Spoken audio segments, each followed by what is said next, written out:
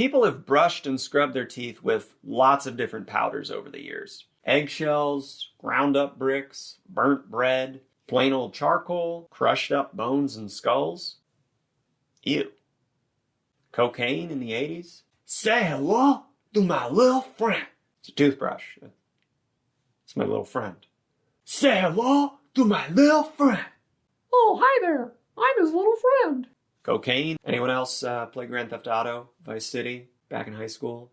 I have several friends in college with Scarface posters on their dorm walls. Apparently, you can play Grand Theft Auto on your phone now. I mean, incredible. You know, what a world we live in. So yeah, we all rub all this stuff on our teeth all the time because we want our teeth to look nice, but a lot of people seem very confused about how to actually get the results they want. My name is Mike Frank. I'm a dentist. I'm here to help you out so you don't have to keep rubbing charcoal stuff, making it look like someone filled your mouth with soot. You look like one of the chimney sweeps out of Mary Poppins. What are you doing? Oi, love. Can I sweep your chimney? Like if you were watching one of those YouTube makeup tutorials and someone just started smearing like black makeup all over their face, would you just be like, yeah, that looks good? No. There's actually a lot of reasons you're going to not want to do that. You're going to want to unsubscribe from that channel. Toothpaste will be the least of your worries. A lot of troubling historical and cultural reasons. That's going to be a bad move. Don't do that. Any makeup tutorial that tells you to smear black makeup all over your face, go ahead and unsubscribe from that channel. Start reading some James Baldwin, Malcolm X, that sort of thing. Okay, I'm going to stay in my lane now and get back to talking about dentistry before I put my foot in my mouth. Cocaine. Hey, you. Yeah, you. Pause the video and read this. It's not my fault if you do something stupid, light your mouth on fire. You're not allowed to sue me. All right, thanks. You're a peach. Bye. So yeah, charcoal toothpaste, it's not gonna whiten your teeth. Generally, neither will any other toothpastes. They don't do a good job. At most, they can remove some stains from the surface of the teeth, but in terms of actually whitening or brightening the color of the teeth themselves, nope. I'm sorry. Nope. Doesn't happen. Nope. I mean, what's the point then? I mean, what does toothpaste even do? Like, why even bother brushing your teeth? I mean, is there even a point to life? That escalated quickly. Let's start with the basics. Brushing. What's the goal? To get rid of plaque. Plaque turns carbs and sugar into acid. Acid turns your teeth yellow, basically destroys your teeth over time, makes them hurt. Plaque bad. Bad plaque. Plaque bad. Brushing gently with a soft bristle toothbrush removes plaque. Gentle is the name of the game, right? It's a light massage, not a deep tissue massage. So soft. So soft. You're playfully flirting with your teeth, all right? We're not manhandling them. This is figure skating, not ice hockey. You're going to angle the brush at about 45 degrees to the tooth. Gently sweep up from the gums on the bottom, down from the gums on the top, lightly side to side. You can do little Karate Kid circles, wax on, wax off. Make sure you get every surface of the teeth, both the tongue and roof of the mouth side, the tops of the teeth. Brush your tongue, scrub it with the back of the brush head for good measure.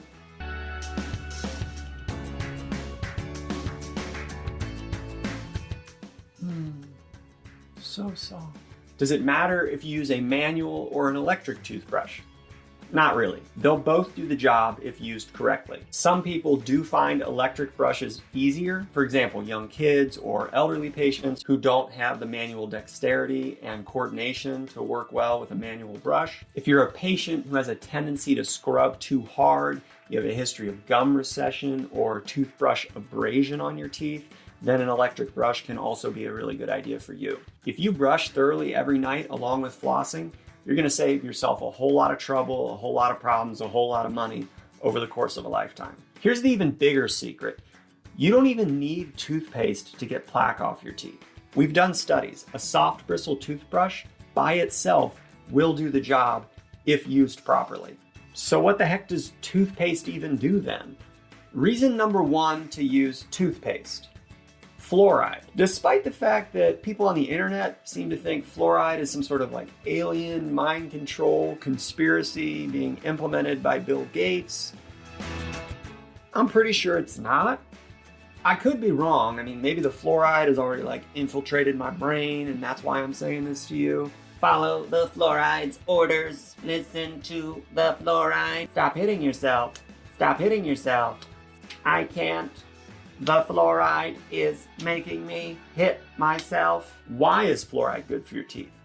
Well, as I said before, acid breaks teeth down. Fluoride bonds to your teeth and makes them more resistant to acid. Brush with a fluoride toothpaste twice a day. That's a double dose of acid protection, baby. Technically, you can get by brushing your teeth thoroughly only at night without any toothpaste. But why not make your teeth even stronger? Decrease your risk of cavities, save money, save time, not have to deal with any tooth pain. Plus, you may not be perfectly thorough every time you brush. Brushing twice, less of a chance you miss spots. Bottom line, if you're going to use toothpaste, use a fluoride toothpaste. Reason number 2 to use toothpaste: reducing cold sensitivity. Some people have sensitive teeth. Sometimes that's just how your teeth are. It can be caused by gum recession when your tooth roots get exposed. Another reason not to brush too hard.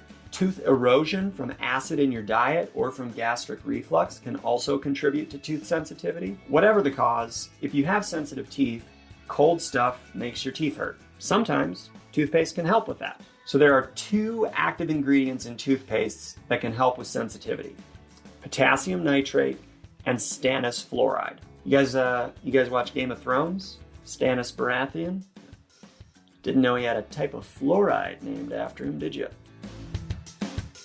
Trivia. So anyway, if you or one of your dragons has sensitive teeth, you're going to want to look for stannous fluoride or potassium nitrate in the active ingredients of your toothpaste. Also, you have to use it for several weeks for it to work.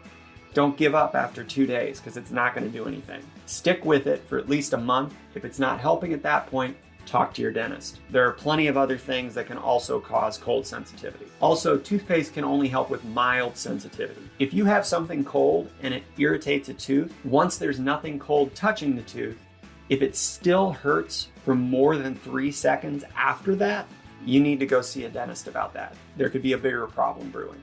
Reason number 3 to use toothpaste: to reduce tartar buildup. So what is tartar? It's plaque on the teeth with a hard shell. We naturally have minerals in our saliva. Plaque grabs those calcium minerals and it forms a protective barrier so that it makes it harder for us to clean the plaque off the teeth. Tartar is super plaque. The bacteria use our own minerals against us. It's a very devious evolutionary adaptation. Once plaque turns to tartar, you typically need the professional help of a hygienist to clean that tartar off of your teeth. If you tend to build up a lot of plaque on your teeth between dental visits, you can look for the ingredients pyrophosphate and zinc citrate in your toothpaste. The most common places to build up tartar are right by salivary glands. So 2 places you want to pay attention to when you're brushing are behind your lower front teeth and also up by your first and second molars on the top. There's a salivary gland underneath our tongue that causes tartar buildup behind the lower front teeth. You can hold the brush vertically and tilt it behind those lower front teeth. When you're trying to brush the upper molars and get back by the salivary glands in our cheeks, you actually don't want to open real wide. If you open wide, it stretches your cheek out and it covers up those teeth so you can't clean them. So when you're brushing your upper back teeth, you actually want to keep your mouth mostly closed. So 2 of the most common places that we build up tartar are behind our lower front teeth and in the back on our upper back molars, because there's a salivary gland in our cheek and there's a salivary gland underneath our tongue. Reason number 4 to use toothpaste: it feels good. Human beings are weird. We generally won't do things that are healthy unless they're also pleasant. That's why there's all these flavors and pastes and gels that foam and get sudsy. There's so many toothpastes at the grocery. There's a whole aisle. It's nuts. It doesn't make any sense.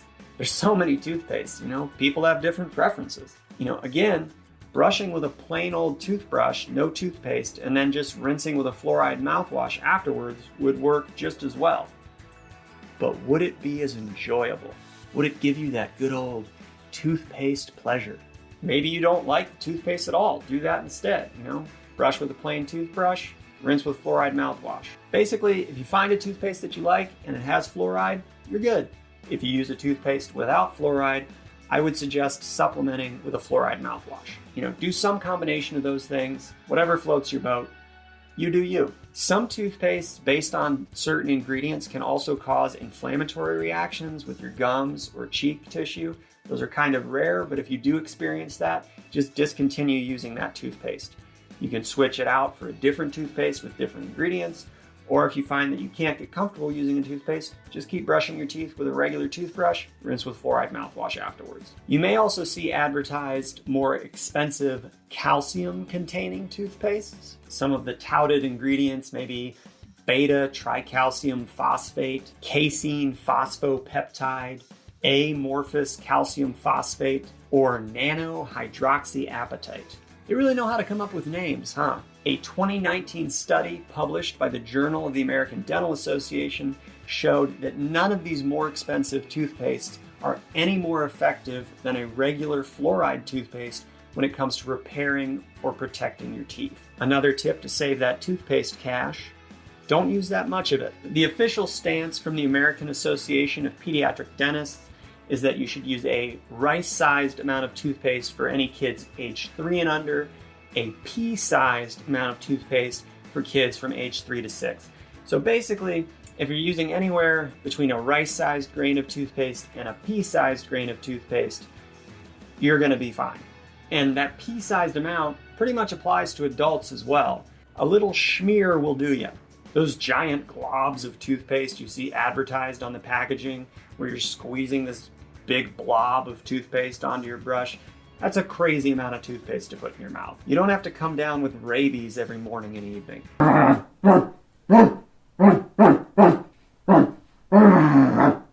Go ahead and save up that extra paste for your next werewolf Halloween costume. As an adult, pea-sized little dollop, little schmear, that's all you need. Another pro tip: after you brush, just spit. Don't rinse with water. That actually gives more time for the fluoride to sit on your teeth and get absorbed. Extra protection for your teeth. Okay, hopefully that's everything you ever wanted to know about toothpaste and brushing. The other thing I didn't mention earlier about whitening toothpastes and charcoal toothpastes, okay, they don't actually whiten your teeth, they can only remove surface stains. But also, the way they try to do that is by being more abrasive. That can be a problem because if you scrub too hard, over time, you can actually wear away the outer white layer of your tooth, the enamel, and that reveals the inner yellow layer, the dentin. Also, if you scrub too hard, that can cause gum recession, revealing the roots of your teeth. Guess what color those are? Kind of a very appealing brownish yellow. So we thought we were doing this great thing by scrubbing our teeth with this whitening charcoal stuff, and then we end up with gum recession, sensitivity, yellow brownish teeth. It's like, what the heck? So again, gentle is the name of the game. Use the right toothpaste with the right technique, stay healthy and happy, smile with confidence. So if whitening toothpaste doesn't work, how should you whiten your teeth? If you do want to learn the best way to whiten your teeth, I made a whole different video on my channel specifically about that. Trust me, it's actually a lot easier and less expensive than you might think. Thank you for watching. If you enjoyed this, found it helpful, found it useful, interesting, please do tell everyone you know. Share it with all of your friends. Please like, subscribe. I'm pretending like I don't care if you subscribe, but I care if you subscribe. I don't know if you're in the mood, maybe send me some fan art. I'm not looking to be worshipped per se, but I mean, if you want to carve a life-size statue of me out of marble or whatever, that's cool. Or you could cast me in bronze. Whatever your inner artistic muse steers you toward is fine. Seriously though, thanks for watching. I hope you have a great day. I need to come up with a better sign-off. I don't have one, but I need a catchphrase. You guys can post nominations for catchphrases in the comments. All right. Thanks. What if a rabid dog came at you foaming black spit at the mouth? Would you congratulate him on his toothpaste choice, or would you just pee your pants in fear? Well, that escalated quickly. What they don't tell you is that when you bark like a dog with a bunch of toothpaste in your mouth, you end up just getting toothpaste spittle all over your computer monitor and other equipment on your desk. A spoonful of sugar helps the medicine go down. The medicine go down. Yeah, but it also rots your teeth, Mary Poppins. Quit giving these kids bad medical advice. Oi, love, can I sweep your chimney?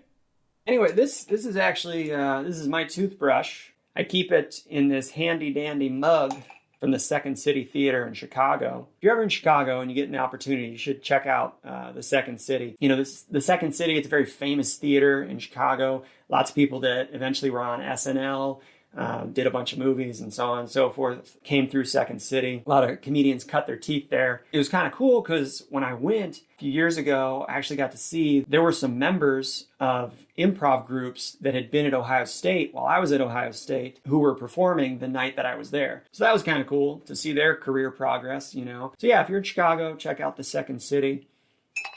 It is now my toothbrush holder. I was actually reading online, apparently Hippocrates, like the guy who invented the Hippocratic Oath, first rule of medicine club, do no harm. I don't know if I'm saying his name right. I think it's Hippocrates. I don't think it's Hippocrates. He actually used to brush his teeth with charcoal back in ancient Greece. I actually looked up the Hippocratic Oath, and it's kind of interesting. I'm going to go ahead and read it now, just because I feel like it. You definitely don't need to watch this, but yeah, I'm just going to read it. I think I'm going to read it like I'm announcing something in like a medieval town square, or my idea of what that would be. You don't need to watch this. You can just click to a different video. I swear by Apollo. This the Hippocratic Oath or the Apollo Creed? Am I right? Fictional boxing fans? Come on. No, that was terrible. All right. Swear by Apollo, physician, by Asclepius, by Hygiena, by Panacea, and by all the gods and goddesses, making them my witness, that I will carry out, according to my ability and judgment, this oath and this indenture, to hold my teacher in this art equal to my own parents, to make him partner in my livelihood, when he is in need of money, to share mine with him, to consider his family as my own brothers, and to teach them this art, if they want to learn it, without fee or indenture, for universal health care? Say what? To impart precept, oral instruction, and all other instruction to my own sons, the sons of my teacher, and to indentured pupils who have taken the physician's oath, but to nobody else. You gotta be part of medicine club to talk about medicine club. Doctor, doctor, doctor, doctor, doctor.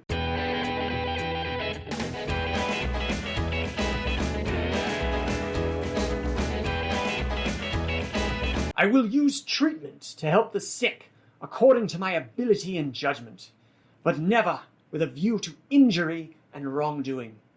Neither will I administer a poison to anybody when asked to do so. Whoa, we're not allowed to Kevorkian people? Nor will I suggest such a course. Similarly, I will not give to a woman a pessary to cause a schmortion. I'm not trying to start a culture war in the comments here. It's just part of the oath. I'm sorry. But I will keep pure and holy both my life and my art. I will not use the knife, not even verily, on sufferers from stone. Apparently that's a reference to kidney stones. He's basically saying he refuses to go digging up anyone's with a knife to get rid of a kidney stone. But I will give place to such as are craftsmen therein. So apparently there's some people who are better digging up in people's wingdingers for kidney stones. Into whatsoever houses I enter, I will enter to help the sick, and I will abstain from all intentional wrongdoing and harm, especially from abusing bodies of man or woman, bond or free. So he had slaves, but he offered them medical benefits. Bit of a weird moral code. And whatsoever I shall see or hear in the course of my profession, as well as outside my profession, in my intercourse with men. Intercourse? Hippocrates got around. If it be what should not be published abroad, I will never divulge, holding such things to be holy secrets. Now, if I carry out this oath and break it not, may I gain forever reputation among all men for my life and for my art.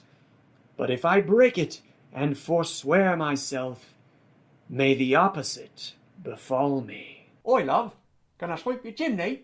Chim chimney, chim chimney, chim chim. Say hello to my little friend. Charu, I'm a bloke from England. It's a toothbrush. It's my little friend. Hi there, I'm his little friend. Cocaine in the 80s?